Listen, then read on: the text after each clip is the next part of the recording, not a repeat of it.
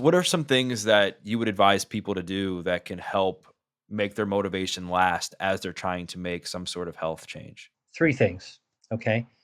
Number one, when it comes to diet, focus on choosing foods that are not only healthy, but that you find delicious. Not that you'll tolerate, but that you'll look forward to eating. And don't eat the same thing all the time. Get diversity. All right. If I told you you could go to a small town in Italy and eat healthy, health activating foods by going to the typical restaurant and picking off that menu, you probably like, oh, I could imagine myself doing that. That's not so bad. So I think eating foods that you actually look forward to eating, or having foods, planning for foods that you look forward to eating is motivating. That's a good way to always dangle that carrot, so to speak, in front of you. Number two, find a way to measure your progress because numbers count, right? And there's a couple of devices now that are, I think, really, really cool. These are technology pieces that I encourage people to just find out more about. One of them is called Lumen. It measures the metabolism. I don't know if have you seen this thing? Yeah, I have. All right. It is a breathalyzer for your metabolism. And what's really cool about it is that it kind of looks like it looks like a vape pen. That's not vaping is not healthy for you, but it's small. And you just you train it to breathe in and out. And on your phone, it'll tell you if you measure it even once in the morning, it'll tell you how your metabolism is doing overall. And I have been speaking with the researchers behind this, and I think there's a lot more coming along with the results. But having that number, knowing that you're actually scoring, first thing you get up, you wake up, you do your score, and like you knock it out of the park. Like I score like in the ones, which is like the top score every single day, and I'm like, yeah, that's pretty motivating. Like I'm keep on doing what I'm doing. Okay. There's another thing called Fit Track. I don't know if you've heard of Fit Track, but it looks like a weight. It looks like a scale, something you put in your bathroom to step on to see which way. But no, it actually uses electrical impedance on your bare feet, and it actually beams it up and it helps you calculate bone, muscle, fat, and it actually gives you kind of a reading of your overall fitness by tissue compartments. That's a good thing. You're gaining muscle, you're losing fat. Hopefully, your bone's not going to change. But muscle and fat, that ratio, and even water, it will tell you about water too. Those are really good to know. So having some numbers are really helpful. And then the third thing I think is to do it with a friend. If you can actually get on the same page with somebody who you like, you respect, that you can get along with, and you can train together, work out together, embark on a healthier life together, you don't feel so alone.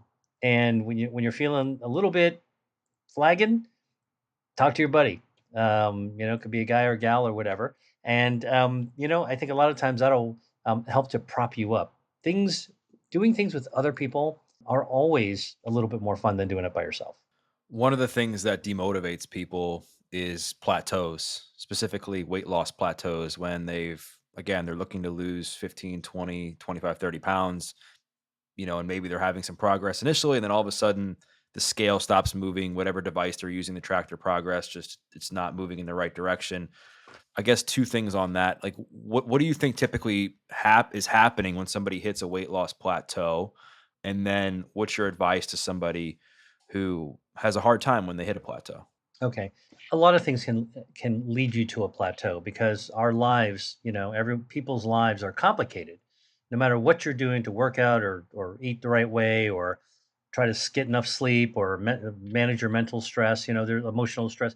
Those are all the healthy things, but so many other things weigh in on our part of our lives, right? We all think about our finances. We think about our mortgage. We think about our electrical bills. We think about our education. We think about our car payments. We think about our work stress. There's a million things. All those things can contribute to derailing our behavior, derailing our sleep. Stress is almost impossible to avoid at all times. A little stress is actually turns out to be healthy for you, but we live in such a complicated world, Doug, that we I think most of us are living with this cloud of chronic stress that's chasing us if it's not already over our heads. So we got to live with this stuff.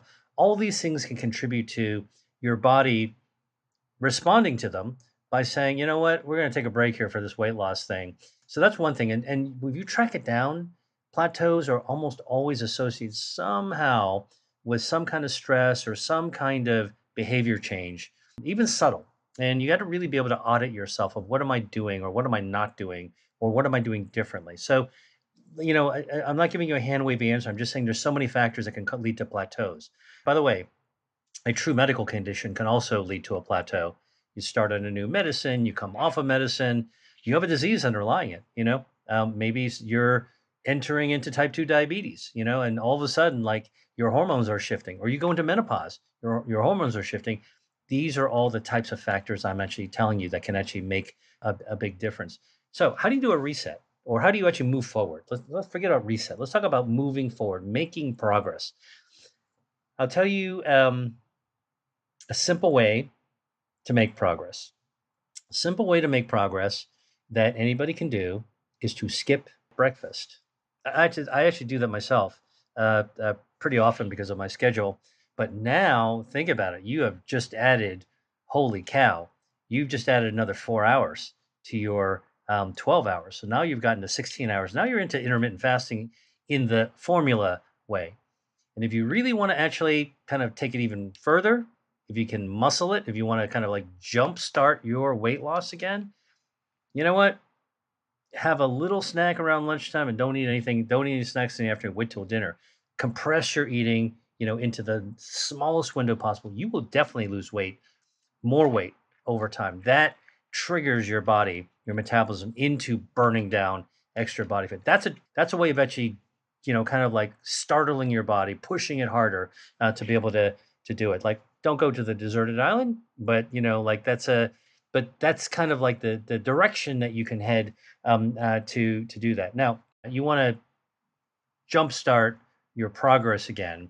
And somewhere between managing those silent forces in your life, cutting down the volume of what you're eating, and then eating less, like or skipping a meal, you'll actually start to make a little bit more forward progress.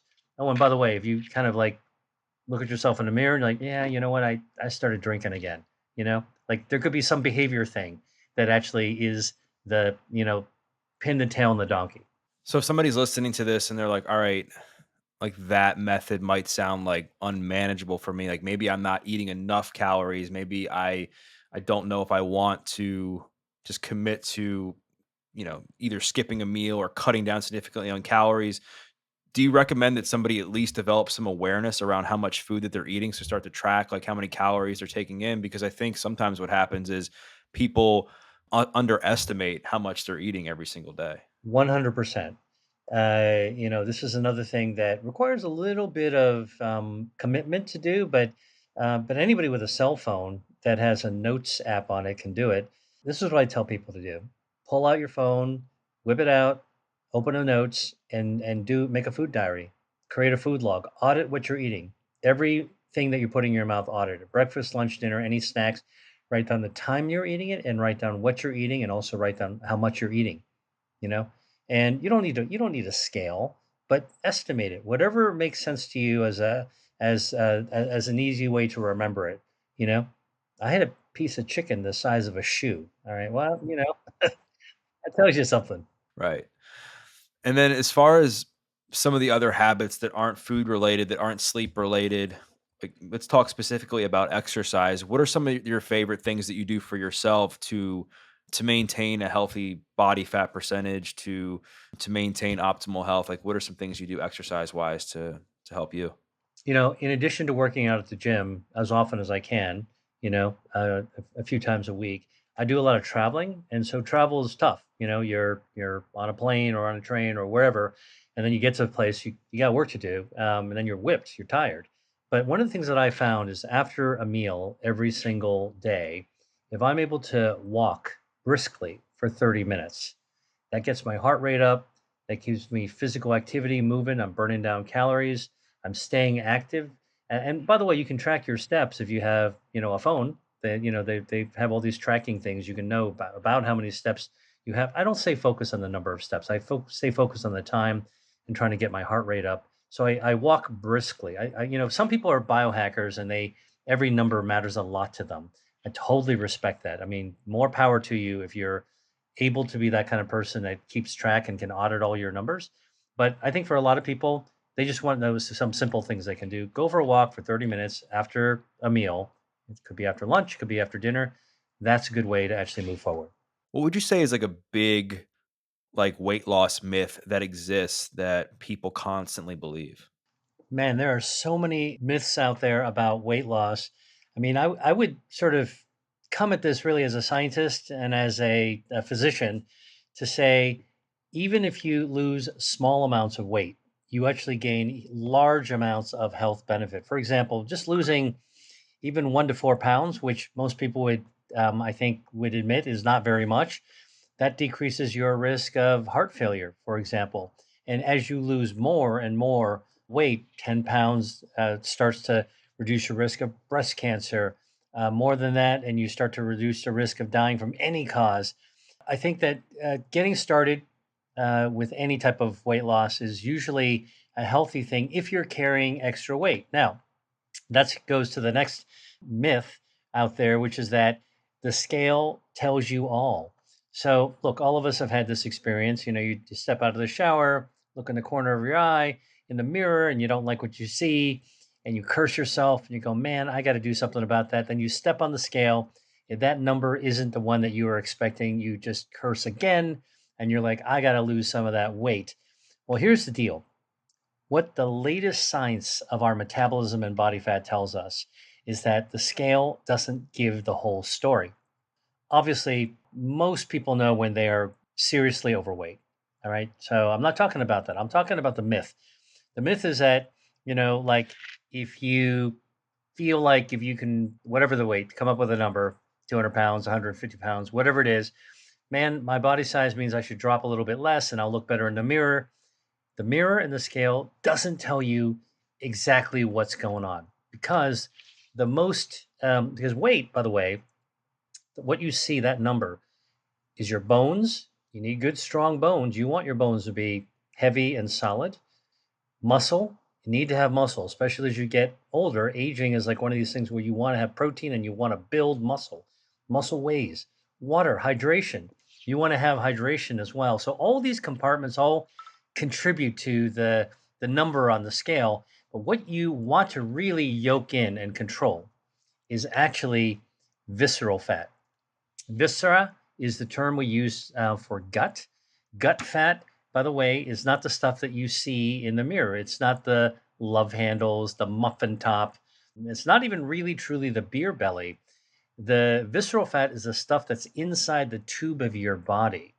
So you could have a skinny body and be loaded with this visceral fat inside. In fact, it's kind of like a styrofoam peanuts that you stuff a packing container with, like a FedEx box. You pack it in. You can have a lot of peanuts in there for a little package, and that's the dangerous stuff. So that's one of the things that you really want to be able to beat is your visceral fat. And then I think the other thing, another myth that kind of like will help us jump right into the good news about all this is that the idea is that if you want to lose weight, you have to stop eating. You just have to eat. You just have to like cut off food, and that's not entirely true either. Because now their new research shows us there are certain foods you can eat that will burn down that harmful visceral fat. You can actually eat foods to burn fat, which is kind of a counterintuitive thing, but that's what the science shows.